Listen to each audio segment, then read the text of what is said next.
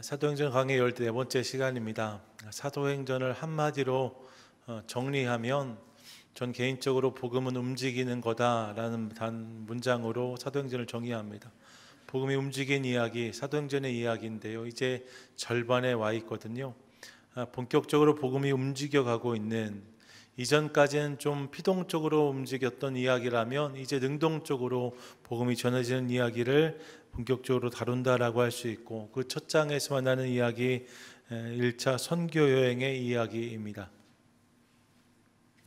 기억해 보시면 지난 주일에 우리는 안디옥 교회에 대한 말씀을 나누면서 안디옥 교회가 성령의 감동에 의하여서 바울과 바나바와 바울을 파송하는 장면을 함께 나누었습니다. 그렇게 교회의 중요한 리더십이었던 두 사람을 세계 선교를 위해서 보내게 된 거지요. 그리고 그렇게 바울과 바나바의 1차 선교 여행이 시작되어집니다. 교회를 통해 파송된 실제적인 첫 번째 선교팀을 만나는 장면이라고 말씀드릴 수 있어요. 그 1차 선교 여행의 이야기가 사도행전 13장, 14장에 나오고 있는데, 여러분 기본적으로 이들의 여정은 이와 같습니다. 13장부터 보시면 13장 4절에 두 사람이 성령의 보내심받아 실루기아에 내려가 구브로로 갔다라고 말하고, 그리고 이들이 13장 5절에 보시 살라미에 이르렀다라고 말합니다. 배를 타고 구브로 살라미 항구에 도착하게 된 거지요. 그곳에서 복음을 전합니다. 13절로 넘어가면 이 구브로 섬의 남단에 있었던 바보로 이동해서 이 바보란 항에서 배를 타고 밤빌리아에 있는 버가로 이동했다라고 본문이 말하고 있어요. 또 13장 14절에 보시면 버가에서 비시디아 안디옥으로 저들이 이동했다라고 기록하고 있고, 13장 50절로 넘어가 보시면 그 지역에서 여러 가지 박해를 만난 바울과 바나바가 이동하여서 이고니온으로 갔다라고 성경이 기록합니다. 14장으로 넘어가서 14장 6절과 7절 보시면 이 이고니온 근처에 루가오니아의 두 성 루스드라와 더베에 가서 복음을 전했다는 이야기가 등장하고 있고, 더베까지 가서 복음을 전한 이들이 이제 돌아오기 시작하여서 14장 21절 보시면 다시 비시디아 안디옥으로 돌아왔다가 14장 24절 25절 보시면 밤빌리아에 있는 버가로 이동하고, 버가에서 아달리아에 다시 안디옥으로 돌아온 이야기를 1차 선교 여행의 여정으로 소개하고 있습니다.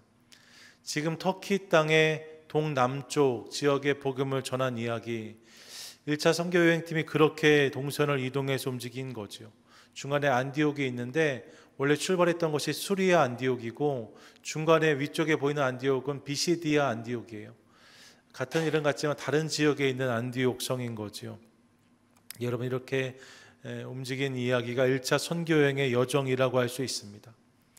짧은 한 장의 지도로 내용을 살폈지만 들여다보시면 9개의 도시를 저들이 다녔다는 것을 확인할 수 있고, 그 거리가 2000km에서 2200km 정도가 되었을 것이라고 성경학자들이 추정합니다. 2000에서 2200km면 상당한 거리죠. 이 거리를 움직였다는 거예요.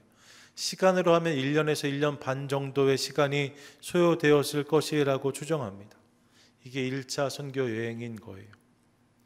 이후에 2차, 3차 선교 여행이 이어지면서 복음 확산이 일어났고, 그렇게 확산된 복음이 계속해서 움직여서 우리에게까지 전해졌으니 이 1차 선교 여행의 의미는 결코 적다고 할 수 없습니다.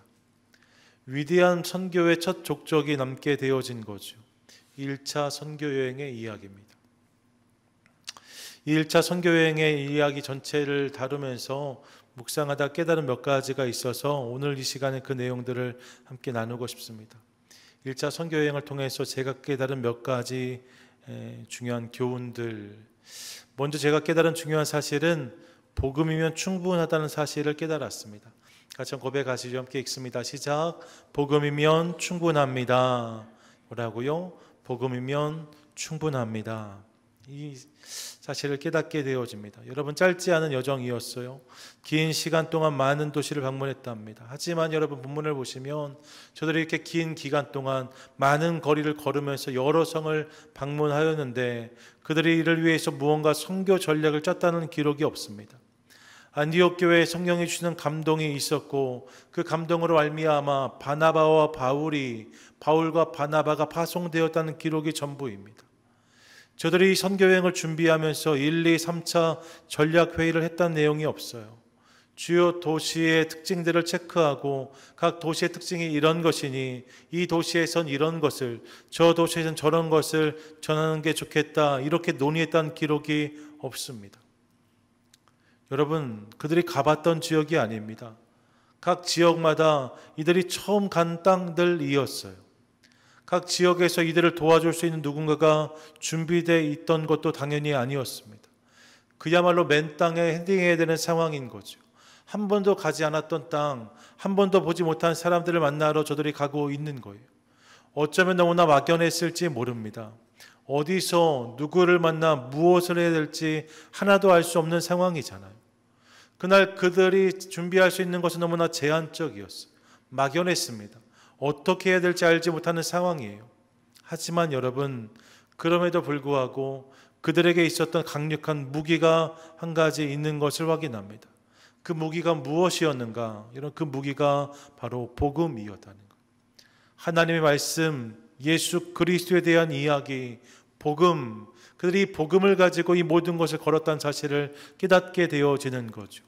13장 7절을 보십시오. 구브로 성에 들어갔을 때 그들이 그 땅의 총독을 만나서 하나님 말씀을 전했다라고 말씀합니다. 13장 38절과 39절 보시면 비시디의 안디옥에서도 사도 바울이 예수 그리스도에 대해 소개한 뒤에 이렇게 선포하는데 38절, 39절 함께 읽겠습니다. 시작.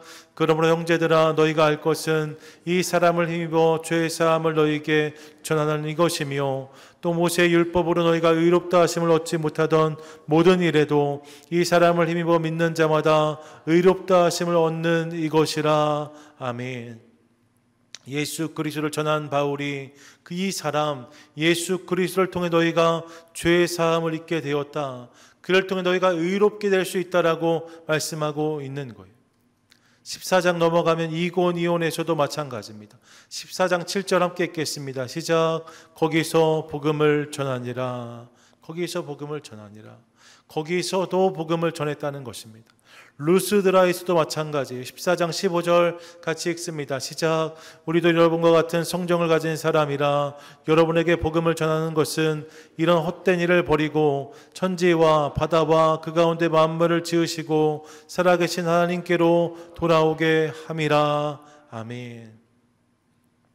내가 너희에게 복음을 전한다라고 말하면서 이 복음을 통해서 하나님께 돌아오라고 외치고 있는 저들의 외침을 듣습니다. 여러분, 그들에게 다른 것은 없었답니다. 하지만 복음이 있었다는 거예요. 그리고 이 복음을 통해 곳곳에서 강력한 역사가 일어났던 것을 확인합니다. 여러분, 그들이 가진 것은 오직 복음뿐이었는데 이 복음을 통해서 1차 선교여행이 진행되어졌다라고 말씀하고 있는 거죠. 이를 통해 깨닫습니다. 복음이면 충분하다는 거예요. 복음의 능력이 있습니다. 믿으십니까? 아멘. 복음의 생명이 있습니다. 믿으시지요? 아멘. 복음의 역사가 있습니다. 그렇게 여러분, 결국 중요한 것은 복음입니다. 복음이 능력이라는 거예요. 성도에게 있어서 가장 강력한 무기는 복음인 거죠. 여러분, 오해하지 마세요. 그렇다고 전략이 필요하지 않다는 이야기를 드리는 게 아닙니다.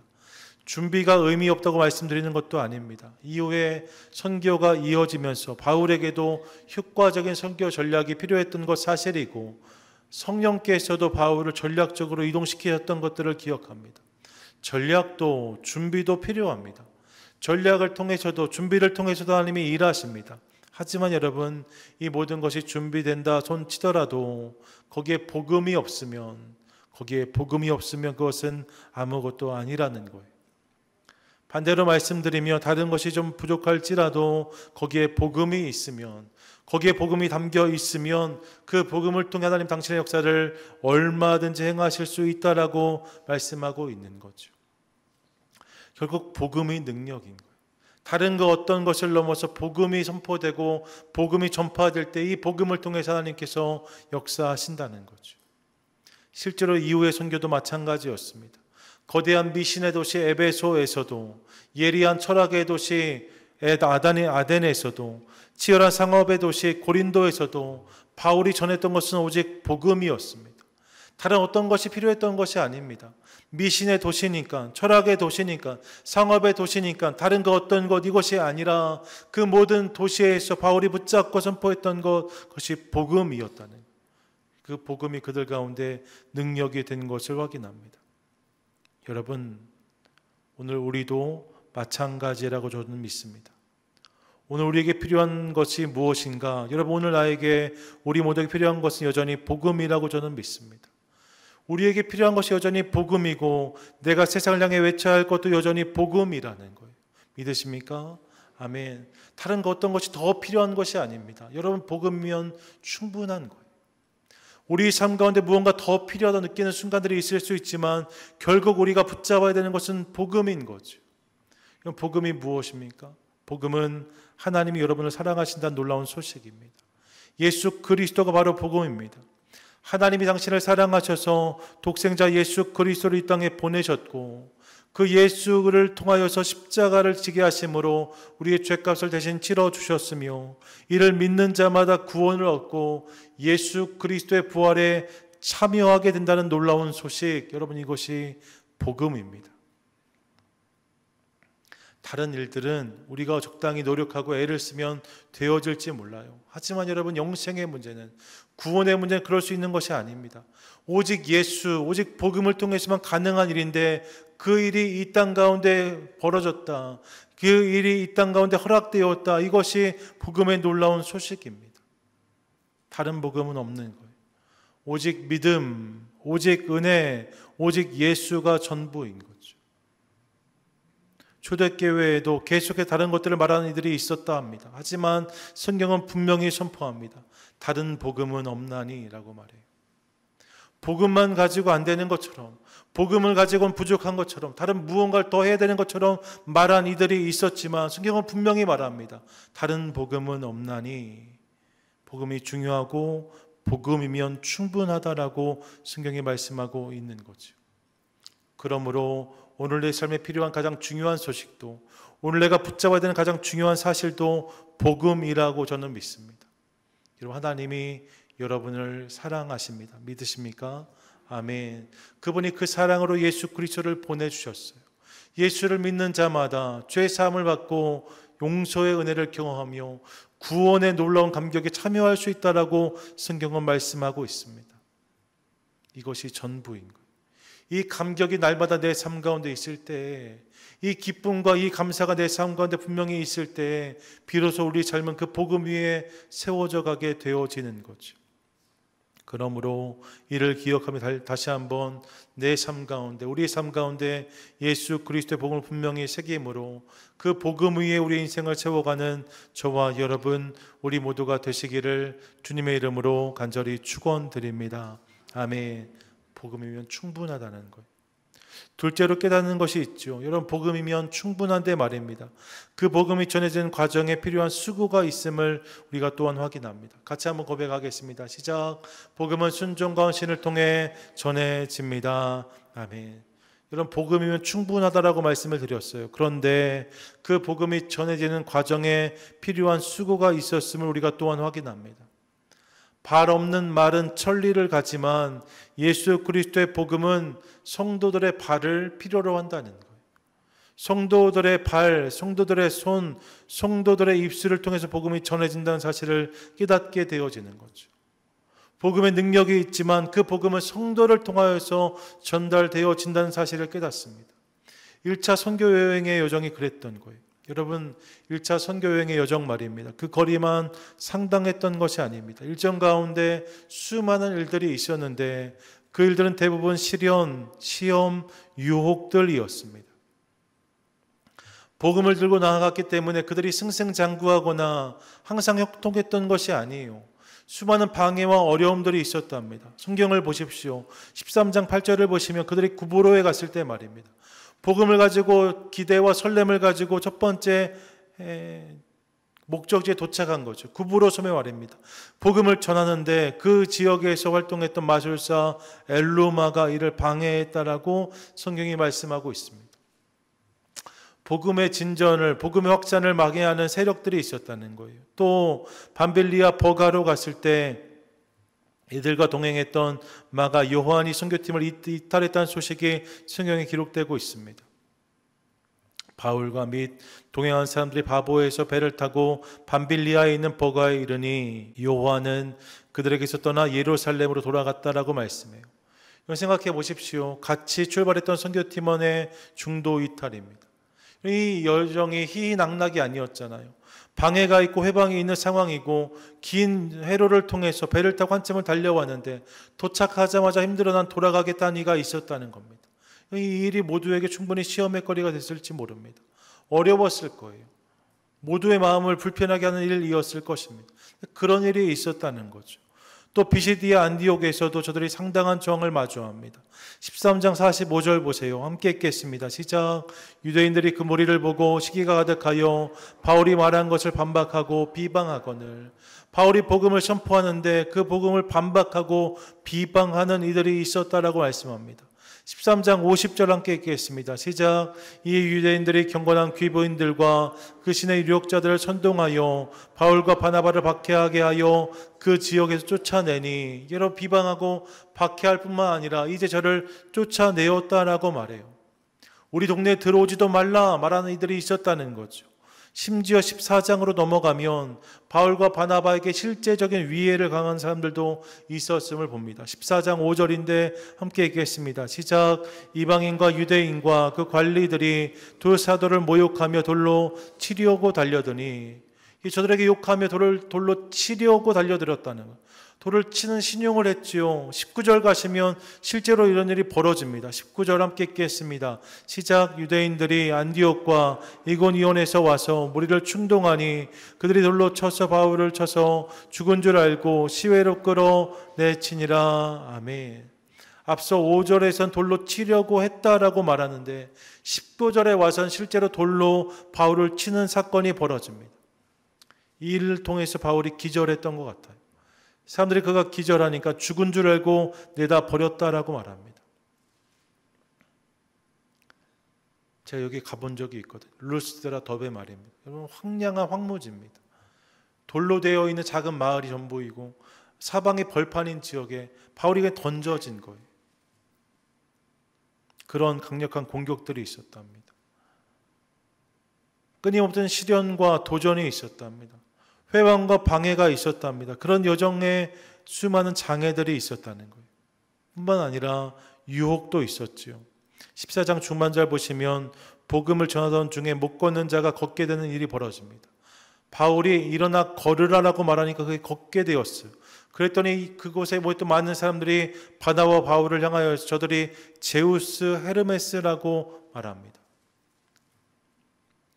제우스가 나이가 많은 신이니까요. 바나바를 제우스라고 말하고 헤르메스는 에르메스. 예. 웃는 분들은 다 이유가 있죠. 예. 헤르메스는 원래 달변의 신이거든요. 변호하는 신이에요. 말을 잘한다라고 해서 바울을 헤르메스라고 오해한 거예요. 그래서 이 신의 현년이다라고 그들을 칭송한 거죠. 생각해 보세요. 항상 반대만 대하다가 바나바와 바울을 칭송하는 사람들, 야, 저들의 이야기를 들어야겠다. 사람들이 몰려오기 시작했다. 얼마든지 그런 상황에 바나바와 바울이 흔들렸을지 모릅니다. 이런 걸 이용해서 좀 복음을 전할까 생각했을지도 몰라요. 하지만 여러분, 바나바와 바울은 그렇게 반응하지 않습니다. 그런 저들의 오해를 참담해하면서 옷을 찢습니다. 그리고 이 모든 일은 우리가 아니라 하나님이 하시는 일이라고 분명히 선포합니다. 너희가 바라봐야 될 것은 하나님이시다라고 외쳤다는 거예요. 그런 일들이 저들의 여정 가운데 있었음을 확인합니다. 이 여러분, 바울과 바나바와 바울의 선교 여정 가운데 이런 수많은 일들이 있었다는 거예요. 1차 선교 여행의 여정이 결코 순탄하거나 순적하지 않았다는 거죠. 승승장구나 쌍수환영이 아니었답니다. 수많은 수고와 고생과 헌신이 있었음을 확인하게 되어져요. 그리고 여러분, 이를 통해 복음이 전해졌다라고 성경이 말씀하고 있는 거죠. 복음이 자연스럽게 흘러간 것이 아니었답니다. 수많은 저항과 어려움이 있었지만 그것을 거스르는 수고와 애씀을 통하여서, 열정과 헌신을 통하여서 이 복음이 전해졌다라고 성경이 말씀하고 있는 거예요. 여러분, 복음이 전해지려면, 복음이 전해질 때 이를 위해 필요한 수고와 헌신, 땀과 피가 있다라고 성경이 말씀하고 있는 거죠. 이 사실을 기억하고 싶습니다. 한국 초기 선교의 최치량의 회심 이야기는 유명합니다. 12살 소년 최치량이 한문 성경 3권을 우연히 수중에 넣었는데 그 당시에 이 성경이 금서였기 때문에 불안했어요. 그래서 알고 있던 관리 박영식을 찾아가서 그에게 이 책을 전달합니다. 금서를 얻게 되었는데 이 책을 처리해 달라고 부탁해요. 박영식이 이 책 3권을 받아 들었는데 마땅히 불태워 없애야 되지요. 그런데 여러분, 성경책 종이가 좋잖아요. 지금만큼 좋은 거 아니었겠지만 그 당시에도 한지가 귀했거든요. 종이 재질이 너무 좋은 거예요. 그래서 박영식이 이 성경책을 태워버리지 않고 집에 가져가 묶음을 뜯어버리고 다 종이로 낱장을 풀어내서 집에 벽지로 바릅니다. 성경책을 가지고 벽지로 바르게 되었다는 거예요. 놀라운 것은 이후에 박영식 그리고 이 집을 출입하던 소년 최치량이 오가는 길에 그렇게 성경의 페이지를 보면서 쪽복음을 보다가 복음을 영접하는 일이 벌어지게 되었다는 거죠. 여러분, 복음의 능력이 있기 때문에 그냥 쪽으로 펴 발라놓은 성경을 보면서도 이런 역사가 있었다라고 말해요. 성경을 그렇게 만나고 저들이 신자가 됩니다. 회심합니다. 구원을 깨닫습니다. 그리고 예수를 믿게 되었어요. 이것이 복음의 능력이죠. 복음이면 충분한 거예요. 그런데 여러분, 간과하지 말아야 할 것이 있습니다. 그것은 이를 위한 헌신과 희생이 있었다는 거예요. 말씀을 들으면서 그런 역사가 그들 가운데 있었는데 말입니다. 그러면 어떻게 그들에게 이 성경책이 주어졌는가? 역사를 보면 거기에 등장하는 한 사람, 그가 최초의 개신교 선교사 로버트 토마스입니다. 중국에 사역하던 이 선교사가 조선의 복음을 전해야 된다는 생각을 가지고 조선을 향하는 상선에 몸을 싣습니다. 그 배가 우리가 잘 아는 제너럴 셔먼호지요. 제너럴 셔먼호를 타고서 조선으로 들어와요. 근데 여러분, 이 배가 대동강을 따라 올라오다가 물이 빠지니까 좌초되지요. 그리고 세국정책의 흥성대원군의 명을 받은 관군들에 의해서 배가 불태워지게 됩니다. 그러면서 배에 탔던 모든 사람이 다 처형을 당하게 되었어요. 이때 토마스 선교사가 할 수 있는 것은 자신이 가져온 성경을 전하는 것이 유일한 일이었습니다. 그래서 마지막까지 가져온 성경책을 사방으로 던지면서 예수를 전하게 되어지죠. 그리고 그가 대동강변에서 처형을 당합니다. 순교하게 된 거예요. 그렇게 던져진 성경 중에 일부가 최치량의 손에 들어간 것이고 그 성경책이 박영식의 집에 벽지로 발라지게 된 것이고 이를 통해서 저들이 구원받게 되었다라고 성경이 말씀하고 있는 거죠. 이게 한국교회의 역사입니다. 그렇게 시작되게 되었다는 거예요. 여러분, 복음의 능력이 있는데 그 복음은 오늘도 누군가의 수고와 헌신, 희생과 섬김을 통해서 전파되어집니다. 그렇게 오늘 우리 스스로 질문하고 싶습니다. 오늘 나에게 이 복음을 위한 수고와 헌신이 있는가? 이렇게 질문하고 싶어요. 여러분, 나에게 임한 복음 말입니다. 내가 믿은 예수 그리스도, 이것을 위해서 수고하고 애쓴 사람들이 있었습니다. 복음은 그냥 전해지지 않아요. 누군가의 수고와 헌신을 통해서 복음이 나에게 전해지는 것입니다. 어떤 분들은 모태신앙, 부모님의 기도와 헌신을 통해서 그 복음이 나에게 전해졌을지 모릅니다. 어떤 분들은 이웃의 섬김을 통하여서, 어떤 분들은 또 다른 루트의 헌신과 수고를 통해서 복음이 나에게 와 닿았을 것입니다.